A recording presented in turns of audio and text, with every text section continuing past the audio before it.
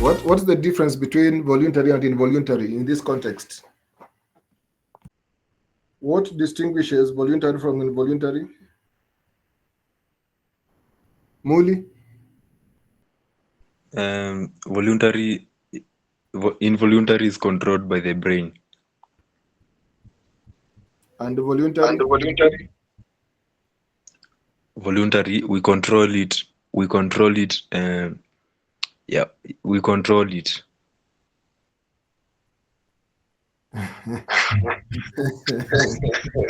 Okay.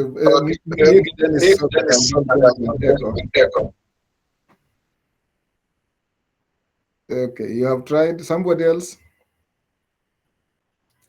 Bonfas?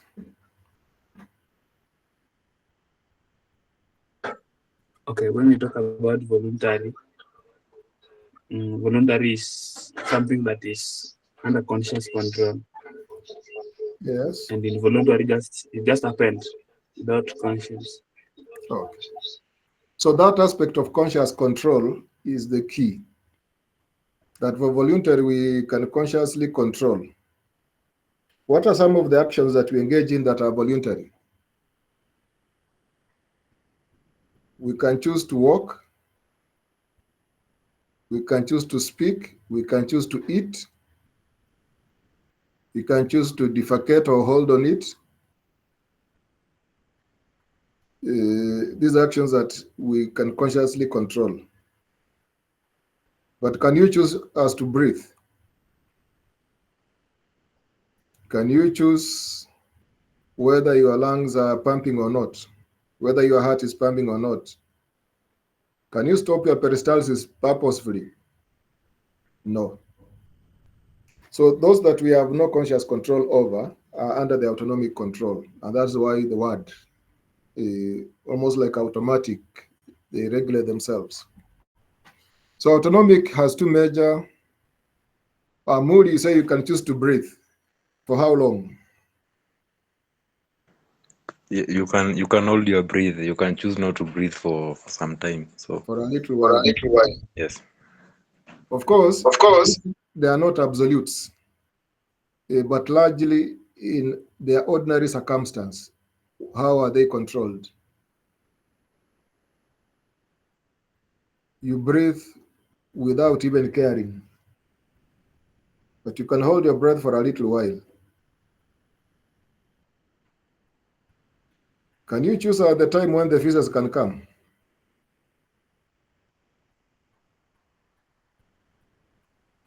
They can come by themselves, but you can hold on them for a while.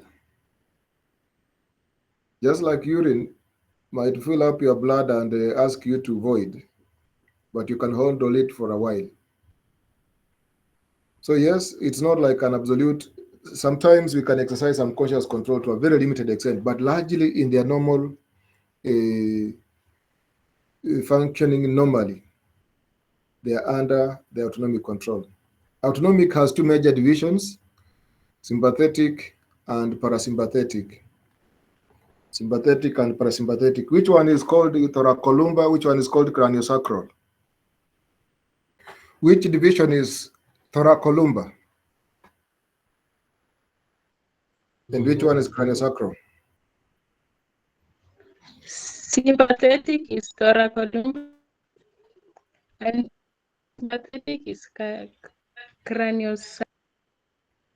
Craniosacral, okay. So when we say craniosacral, it is having some fibers emanating from the brain. That's why the cranial part, and then some emanating from the sacral part of the spinal cord. And then thoracolumbar is mainly within the spinal cord, at the thoracic and the lumbar spines. Which ones has longer fibers, the thoracolumbar or craniosacral? Comparatively, which one has longer fibers? Especially the preganglionic ones. Crispin.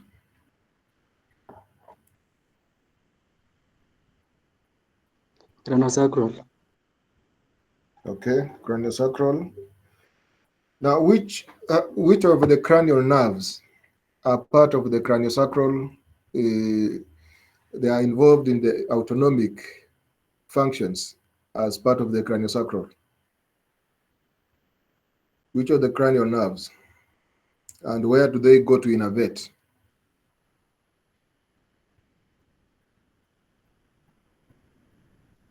In other words, I'm asking you things that you must revise to be able to know. Okay, which nerves innervate the eye muscles?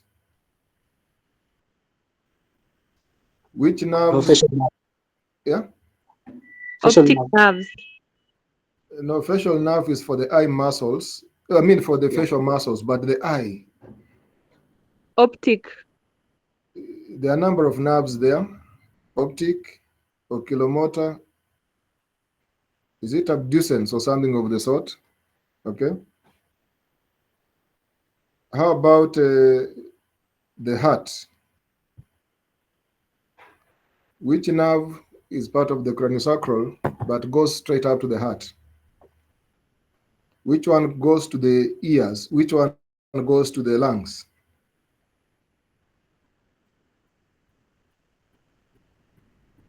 The vagus nerve. Okay, good. The vagus nerve. So I want you to remember those things to be part and parcel of you at your fingertips.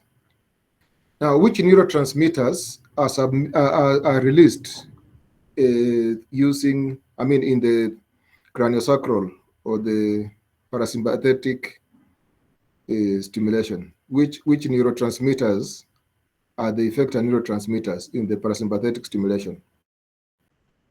Crispin? The catecholamines.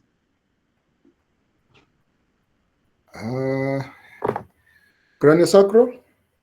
Which one?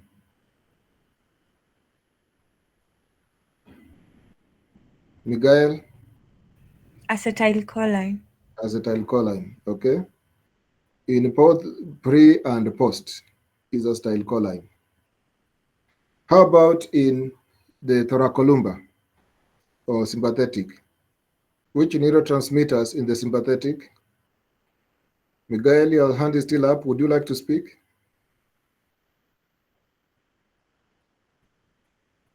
No. Okay. Anyone else? Which ones are the neurotransmitters in the sympathetic?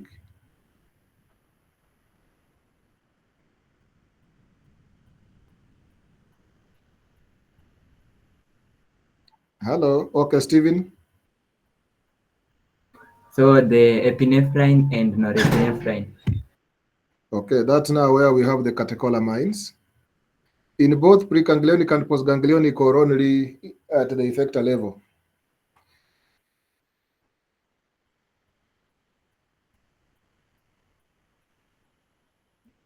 Preganglionic, I think it's acetylcholine, then post norepinephrine. Okay. You can say norepinephrine or generally the catecholamines. Yeah. Fine. We have a lot of effects from sympathetic and parasympathetic stimulation. It's good that we know them. When we look at the pupils of the eye under sympathetic stimulation, do they constrict or open wide? What happens when when the sympathetic stimulation on the pupils of the eye? Pressures. Collins, do the airways narrow or they open wide?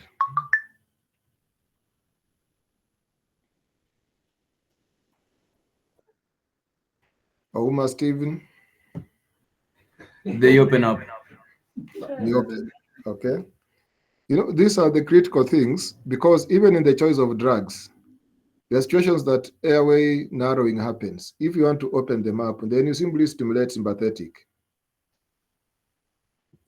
What happens to the heart when sympathetic stimulation is excited? I mean, when there's sympathetic activity on the heart, what happens to the heart rate? Ivan, Michael? It increases. It increases, okay.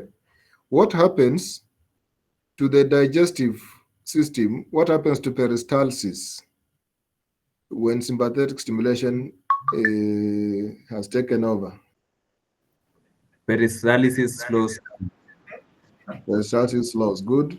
What happens to the kidneys when sympathetic takes over? Blood flow to the kidney decreases Why? because of vasoconstriction. Okay, so blood flow will decrease. What happens to the sphincters, like the urinary sphincter during sympathetic stimulation? The gastrointestinal sphincters contract, and also the urinary. The sphincters contract. Yes. So if they contract? What happens to urination? Urination decreases. Okay.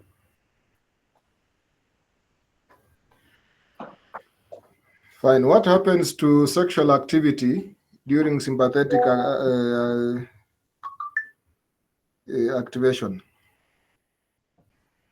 In males, during sympathetic stimulation, it triggers ejaculation, while in female it triggers orgasm. Okay, but will it promote sexual activity like for the copulation part? Yes. Will sympathetic promote erection? No, it is parasympathetic that promotes erection. Okay. Very important. So it's parasympathetic that promotes erection. Yes. Then sympathetic will sympathize with you. The actions very clearly. It is very easy that autonomic pharmacology is so easily summarized. What are the receptors that that either of the systems use? What receptors are for the parasympathetic?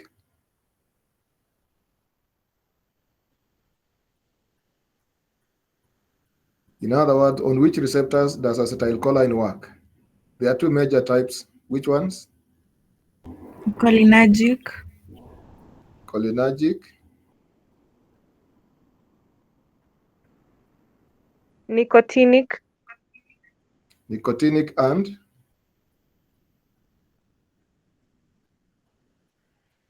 Muscarinic. muscarinic. Yes, very important. How about the sympathetic? What are the types and even the subtypes?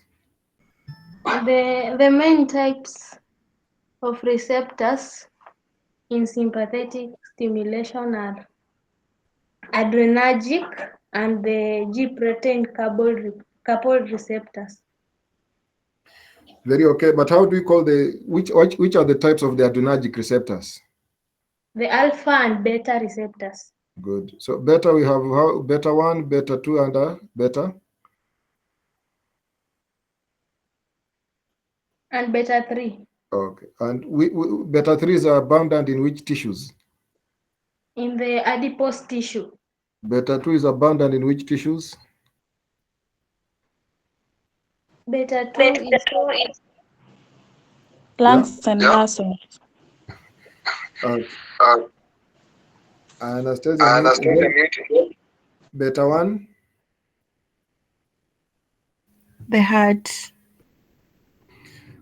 You know, once we just understand the effects, the neurotransmitter and the receptors, autonomic pharmacology is done. The rest can follow from what neurotransmitter, what receptor is working. Because we all know the physiological effects of either sympathetic or parasympathetic. The drugs are only going to promote or antagonize the effect of either sympathetic or parasympathetic. In other words, they are going to promote or antagonize the effect of acetylcholine they are going to promote or antagonize the effect of epinephrine. Just that simple. When we go to the CNS pharmacology, we'll add other receptors, including the dopamine and the serotonin. But for now, it is majorly a sympathetic or epinephrine promotion or antagonism. It is majorly parasympathetic, that is acetylcholine promotion or antagonism. Okay, very good. So as we read, I will give you one major assignment, which will come at the end of it. Let's just proceed fast. At least we have gone through the summary of the effects.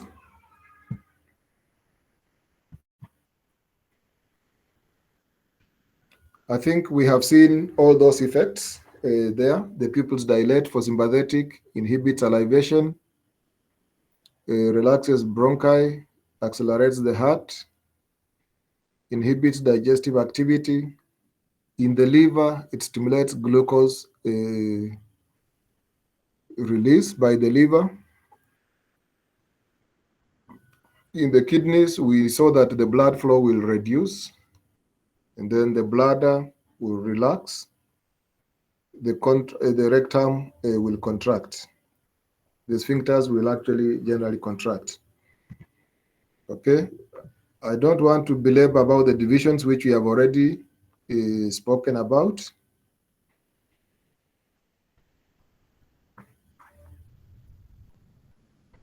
Then we have the enteric nervous system within the GIT, which functions more or less as part of the autonomic nervous system. All those neurotransmitters, we have already mentioned them. I think in our own quiz, we have already, in our interaction, we have mentioned all of them already. Neurotransmitters in the autonomic nervous system, adrenergic fibers, we have already mentioned all of them. Neurotransmitter functions, we have mentioned all of them. Before we proceed with that, I would want to ask which organ functions as an endocrine organ as well as a neural organ? The pancreas. Neural.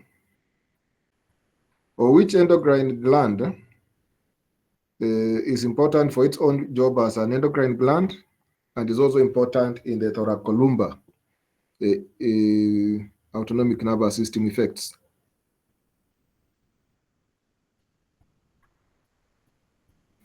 The hypothalamus. The hypothalamus is in craniosacral.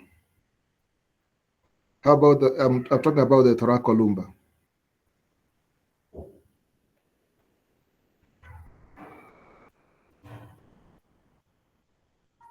Which gland? Just seated atop the kidneys? I think the adrenal gland. The adrenal gland. Okay. Its medulla is more of a sympathetic tissue. It's more of a neural tissue than an endocrine tissue. Okay, we move forward. So the receptors, we already mentioned them: nicotinic receptors, muscarinic receptors. Then the muscarinic, we have M1, M2, M3. M1, M2, M3. And we have seen where they are found.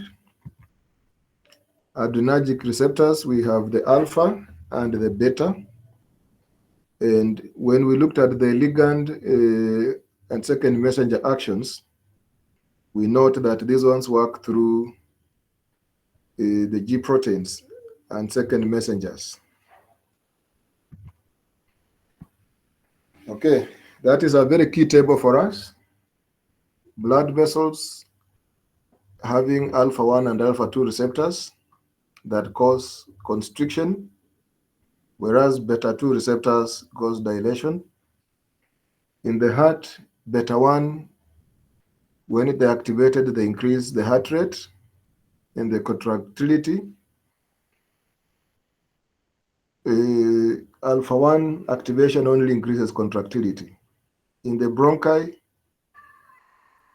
activation of beta 2 leads to relaxation of the smooth muscles, leading to airway opening. In the thrombocytes,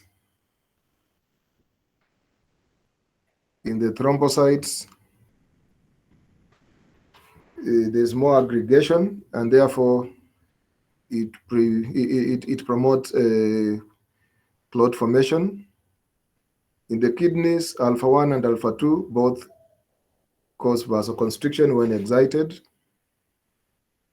and beta 1 and beta 2 lead to renin release. When renin release is increased, then it will have an effect on the blood pressure. In the adipose, we have seen alpha 2 stimulation, which has an effect on whether there will be breakdown of lipids or not.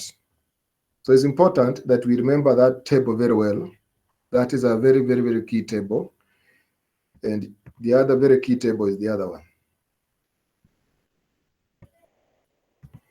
Then we have dopaminergic receptors, which we'll talk about, especially in the CNS pharmacology. The next question I will ask is, how do the neurotransmitters in the autonomic nervous system get terminated? What are the metabolizing pathways? What systems inactivate these neurotransmitters?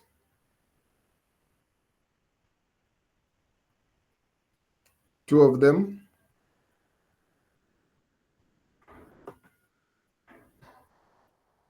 And we have the answers there. The monoamine oxidase and the COMT, catechol E or methyl transferase. So these are very key because we have drugs that either promote this or drugs that actually antagonize the effect of these metabolic enzymes. I would pose a question here. What will happen if a drug antagonizes the effect of COMT or MAO? Will it lead to a shortened or a prolonged effect of a drug? I think it will lead to a short effect because it will break down the drug. Okay. I know you have set a question for yourself and you have answered it correctly. Now let me reset this one for you. A drug is going to antagonize the effects of COMT and MAO. The drug is antagonizing the effects of COMT and MAO. Will it lead to prolonged effects of sympathetic or reduced effects of sympathetic? Prolonged effect because it is working opposite to the enzymes. So the drug will not be eliminated quickly. It will be in the system longer. Okay. So we have seen that norepinephrine may be metabolized by MAO, then also by COMT. Those are the two enzyme systems that break down the catecholamines.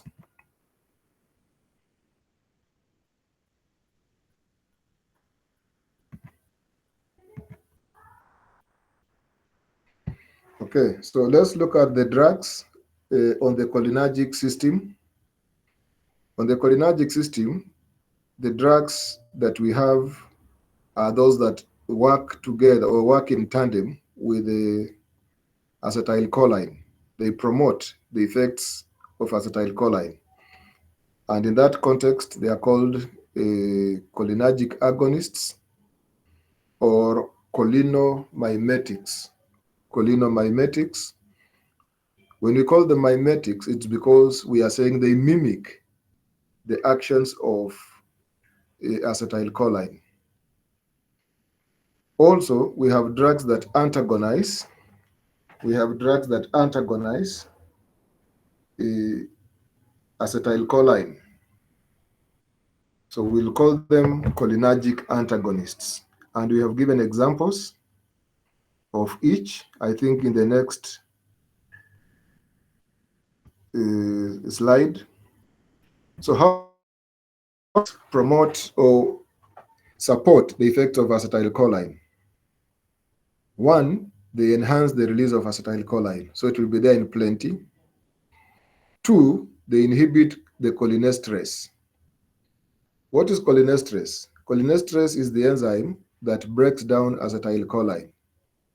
So if it's inhibited, then the effect of acetylcholine will be more pronounced. There'll be more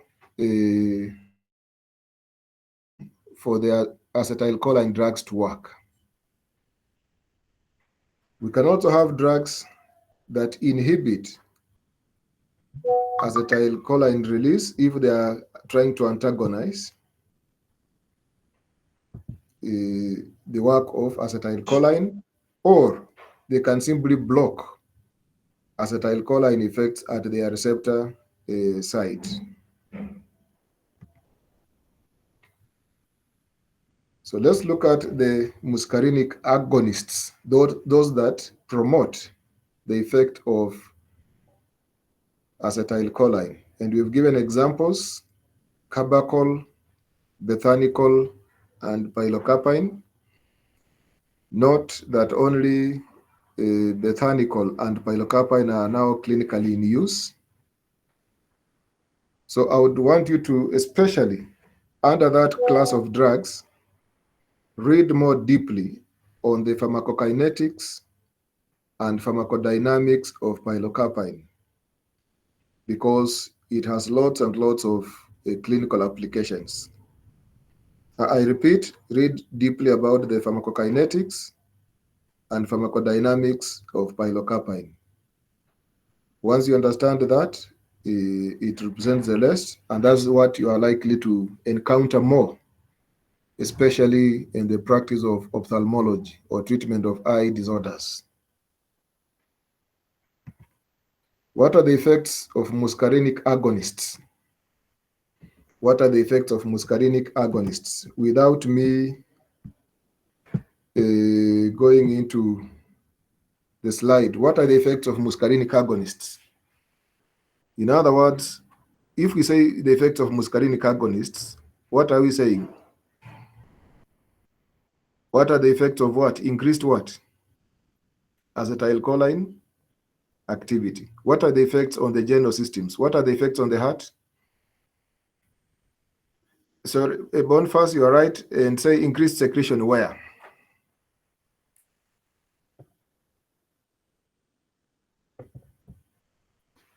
Increased secretion where?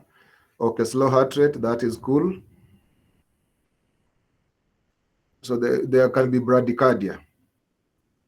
What else? On the pupils?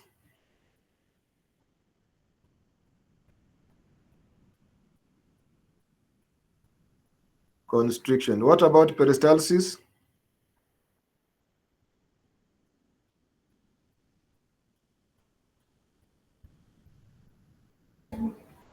Peristalsis slows down. Sure. Will digestion increase or reduce?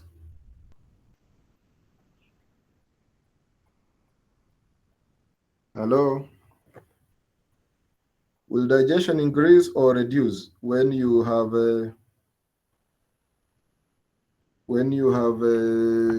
acetylcholine stimulation? We saw that sympathetic will reduce digestion. Acetylcholine increases digestion. It actually increases acid production. It increases acid production. It increases digestive processes. Okay, let's see what is written there. Cardiac activity is reduced. Cardiac output is reduced. There's generalized vasodilation.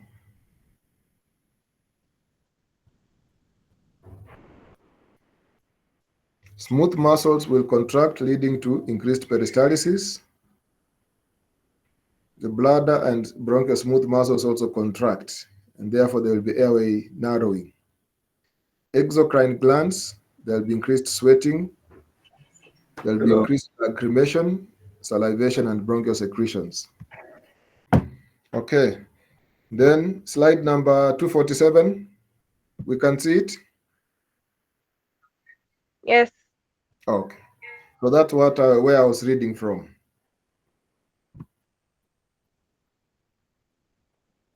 The next slide there, may somebody read for us that one? Precious, read. Effects of muscarinic agonists.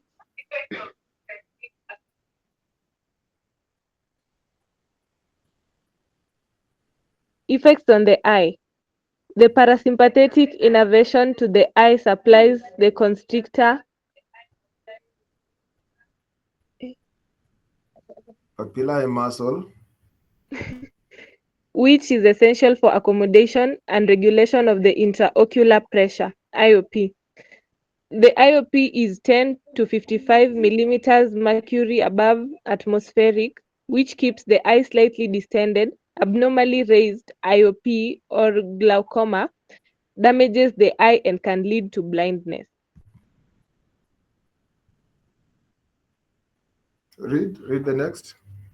Activation of the constrictor papillae muscles by muscarinic agonist lowers the IOP in patients, though in a normal individual, it has little effect. Good. So what is the effect of muscarinic agonist on the, when it comes to intraocular pressure? It lowers it. It lowers it. And that is why I said you read so much about pilocarpine, which has been very useful in that management of glaucoma. Clinical uses of muscarinic agonists, mainly in the treatment of glaucoma. Glaucoma is characterized by increased intraocular pressure. So when you apply pilocarpine, it is going to to drop that intraocular pressure and therefore help relieve the symptoms of glaucoma. So that's the most one applied. The next is muscarinic antagonists. Muscarinic antagonists. It means they block the actions of parasympathetic activity.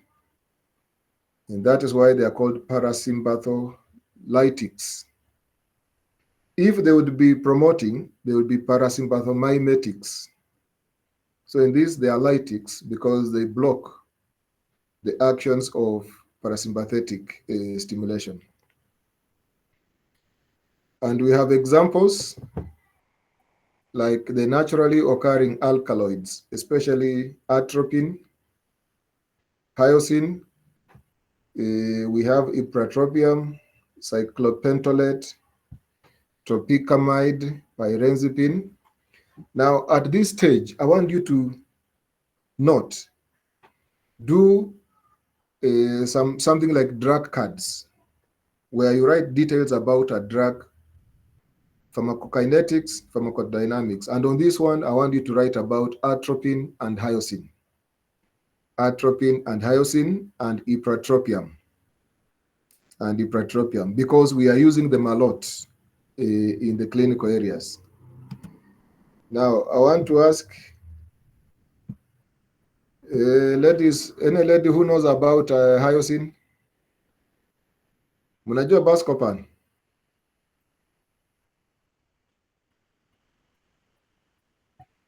Yes.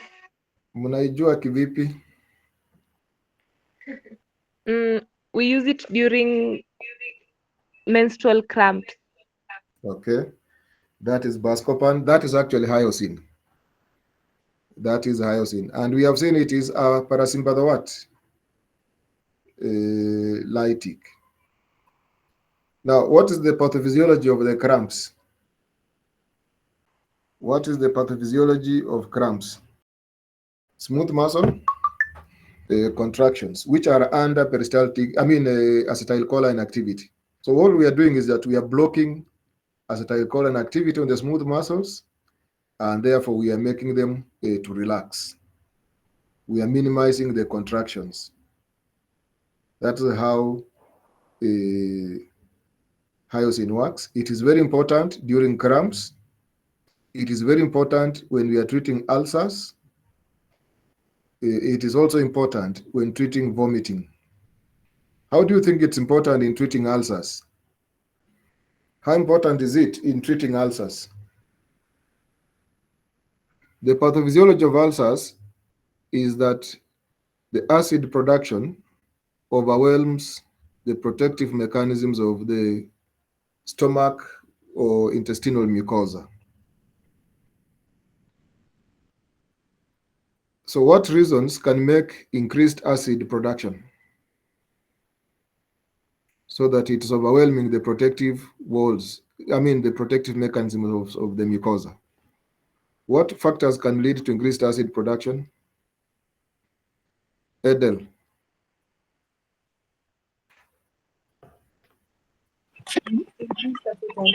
Increased acetylcholine.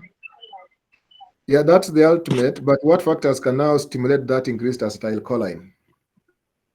The general factors. Hunger. Okay. Hunger, yes. Hunger, yes, because the stomach is empty, but will hunger make for increased acid production?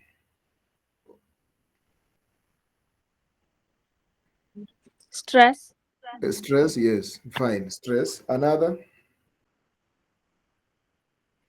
Okay, stress is there.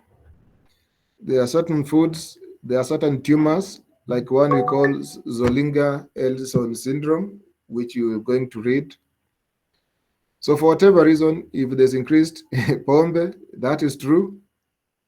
Pilipili, smoking cigarettes, nicotine, it will increase acid production. And what are the wall's protective mechanisms? What are the GIT's wall's protective mechanisms?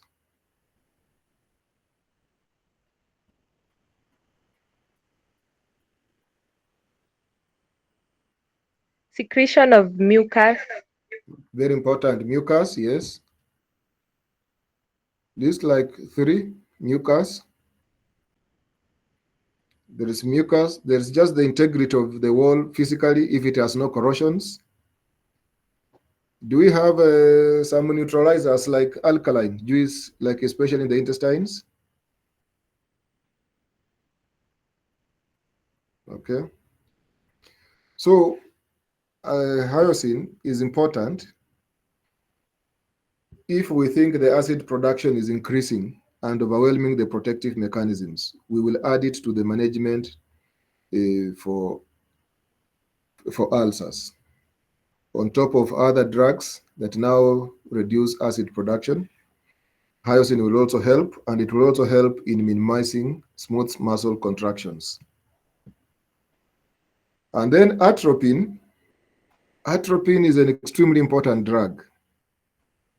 You guys, when you were working in the hospital, did you have some people go to the surgical ward? Yes. Yes. Why did you have any sharing about how to prepare a patient for an operation, a major operation in theater? No. Okay. Next time, as you go to the clinical areas now, that's something to take home. One way of preparing a patient to go to theater is to prepare them not to vomit during the operation, during anesthesia. Because we fear so much for a patient to vomit when he's unconscious. The vomiters can turn around and choke because this person is not conscious enough to let out the vomiters. So we give atropine to try and reduce stomach secretions and the chances of vomiting, because it will actually stop or minimize the effect of acetylcholine stimulation. That is one very major use of it.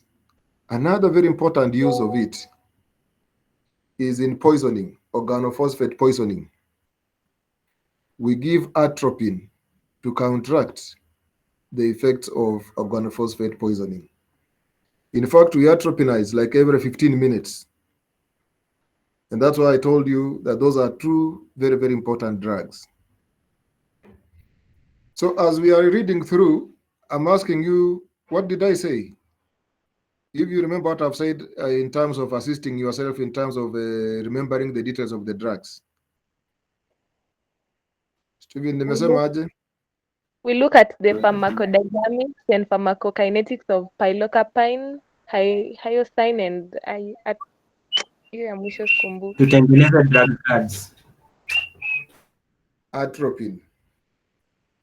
Pilocarpine was under the cholinomimetics, isn't it? Then these ones which are antagonists of acetylcholine, I've said 3. Atropine, hyoscine, and ipratropium. Because you're going to encounter them clinically and you're going to use them on patients. It is important that at least you have clear details of how they work. I've said we use atropine where? 2 situations.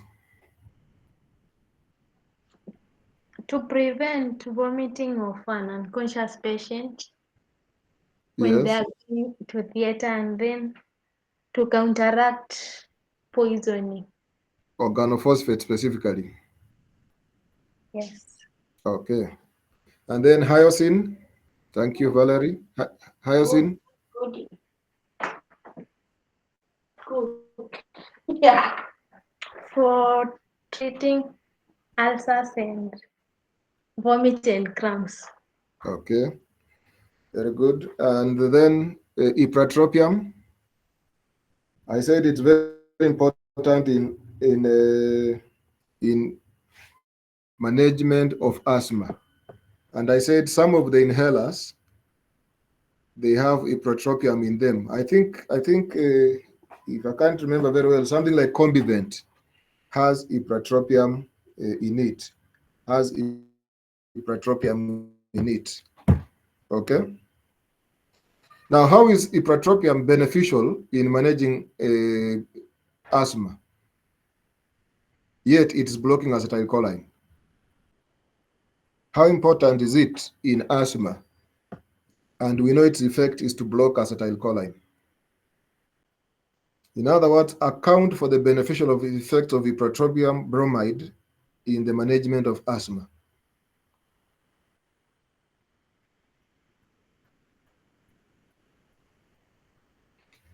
Okay, asthma is a disease characterized by what? Constriction of the airways. Very good. It is actually a hypersensitivity disorder.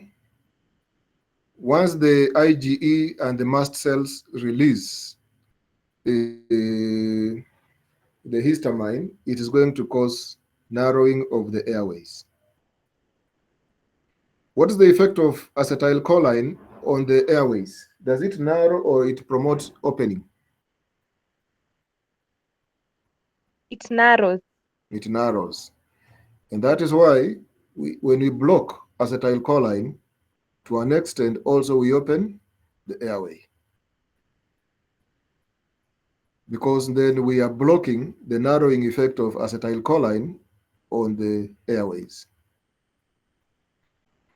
We have others like tropicamide, pyrenzapine, read about them. Effects of muscarinic antagonism. Now, without reading, what will happen when we antagonize muscarinic activity? Again, just check from the pupils, come to the bronchioles, to the heart, to the GIT, to the renal, to the bladder, to sexual activity. When we block acetylcholine in the pupils, what happens?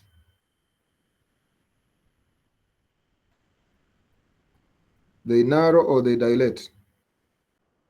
Valerie, they dilate. Good. They dilate. What happens when we block acetylcholine on the heart? The heart rate increases. Good. What happens when you block acetylcholine in the airways? Bronchodilation. Bronchodilation. Good. What happens when we block acetylcholine in the GIT?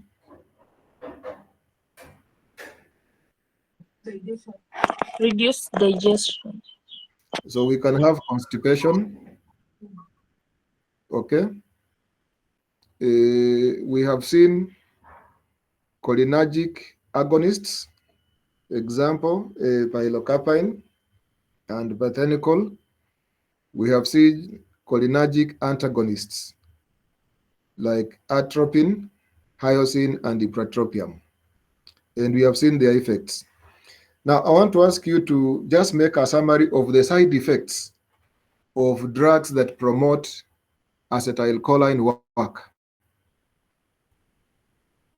and the side effects of drugs that block acetylcholine work. 6 side effects of cholinergic agonists and 6 side effects of cholinergic antagonists. By side effects, we mean these are the effects, are not the intended effects, they are not the intended benefits, but they happen because of how the drug works, depending on the receptors the drug affects. I would give an example. Atropine, which blocks acetylcholine, and therefore blocks production of secretions in the mouth and in the GIT, will have one side effect as dry mouth. It can have another side effect as constipation because peristalsis has been interfered with. Whereas those that promote cholinergic activity, they will promote a lot of secretions in the GIT. So they can actually contribute to even diarrhea. So you can find you've given somebody a drug for something else, but it has led to irritable bowels. Any question? So if no question, is the pace okay? Precious? That's okay. Yes. Okay. But there's one challenge. Read your physiology afresh so that when you are asked, these things are organized in your mind. It should not just appear like, at least niko na idea. Hapana. It should flow easily. And as we learn through, I've asked you the major drugs that we are using in the clinical areas. As I will be pointing out, I will expect you to have drug cards so that you just have, whenever you are seated on your own, anywhere, you can flash your card and read through quickly. And that will have enhanced your knowledge of that particular drug. Pharmacodynamics, pharmacokinetics, pharmacodynamics go as far as even including the dosages and the conditions in which they are used. By the time you be in the clinical areas, you will have a lot of fun interacting with the drugs when you have read about them that nicely. But it will also be drugs or prescribed drugs, and you have never read deeply about it, you have never even touched it.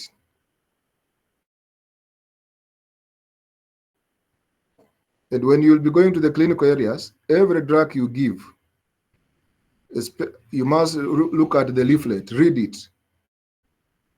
I dare you, by the time you are done with just 1 or 2 rotations, you will be feeling very good about yourself. So thank you. Let's stop there, and thank you for making time for this lesson so that we can end in good time.